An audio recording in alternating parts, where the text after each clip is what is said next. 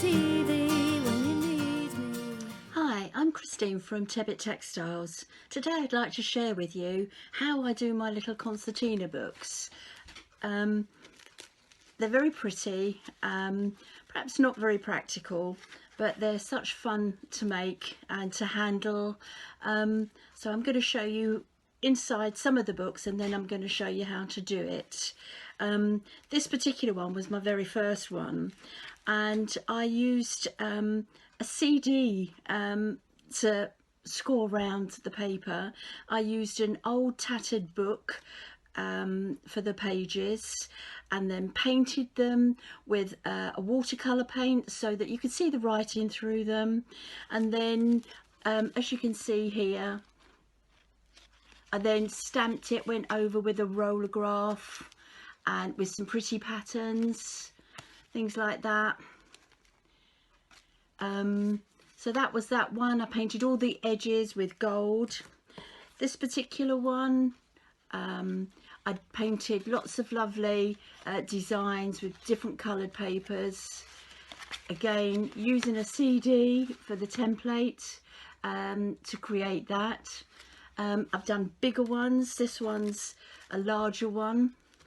And this was using an old children's storybook that was really past its sell-by date, and put lots of lovely patterns on it and created a florally shape, which is quite easy to do. Yeah, so now I'm going to show you how I start them. I would recommend that you paint the papers first, both sides, before you start cutting them out and putting them all together.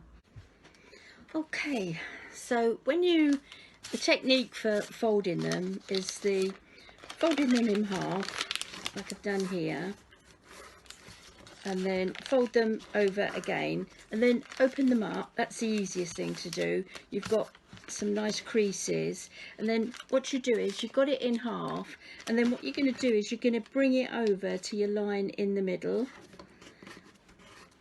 give it a good press down crease, and then the other side you're going to bring that over to the middle, and then you've still got the fan shape, but you've got it in a different format. So open it up,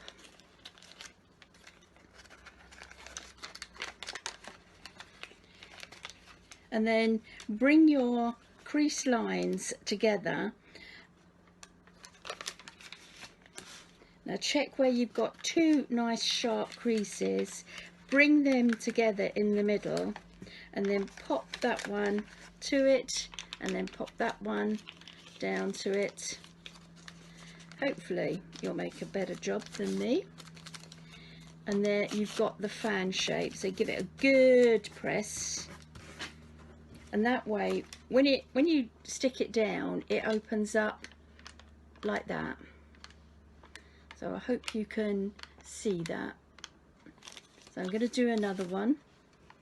So I've got them already folded into 4, but then open them up, okay, put them in half again. Just makes it easy folding to do that 4 in half and half again. Remember, so bring one into the middle, and then bring the left side into the middle. Make sure you have a good point, give it a good press down, open it up,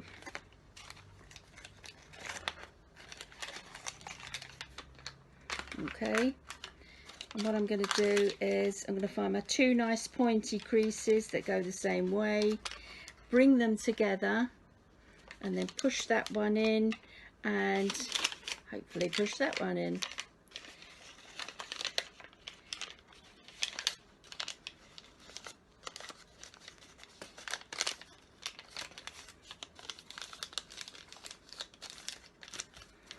Give them a good pressing down, and again you'll see that it's got a nice little opening. They'll get flattened out because they'll be glued with one another, so that will be like these. What we'll do is we'll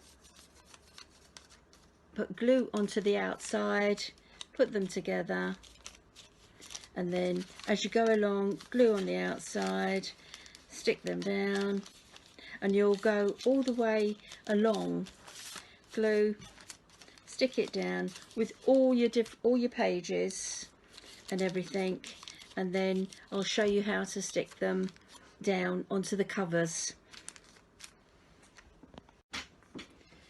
When I'm making the cover, I've got my template here, and I'll just place it down on a piece of my stronger version of the fabric paper.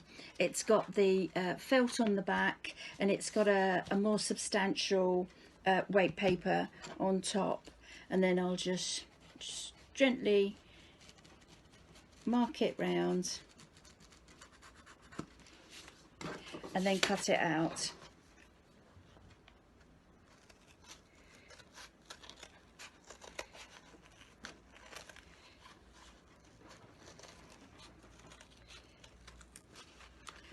You will need 2 of these, one for the front, one for the back. Right, this is me doing the edges. So with the end of an old paintbrush, I literally just go round gently and put a blobby edge to it.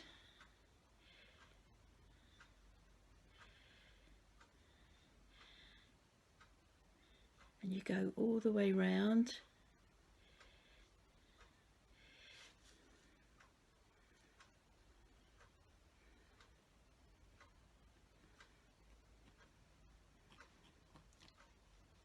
It's just like when I do my cards. So make sure you get your fingers out the way for doing the last edge.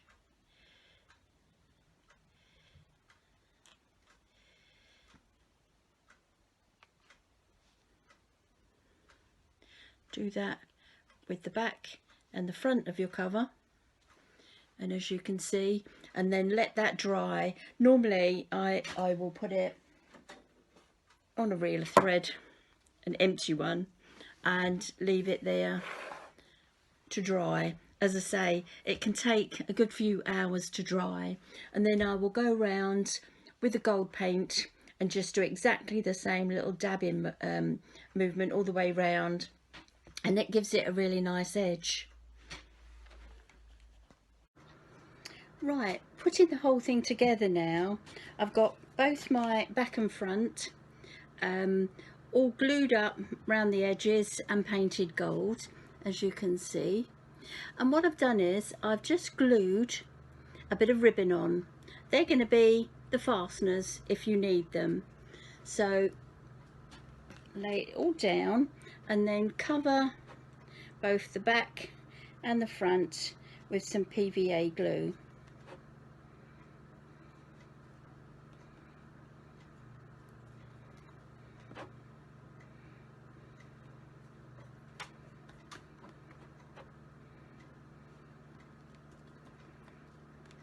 Get plenty on all the way around. Acrylic felt on the back of the stronger form of fabric paper. It's very absorbent, so be generous.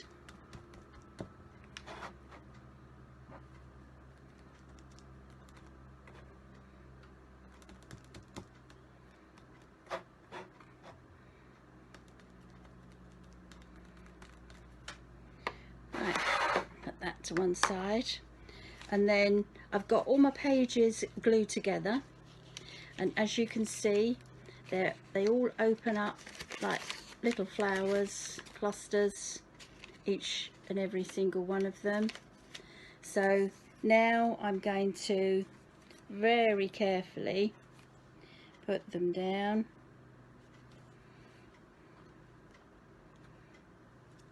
press it down, and then put the top on.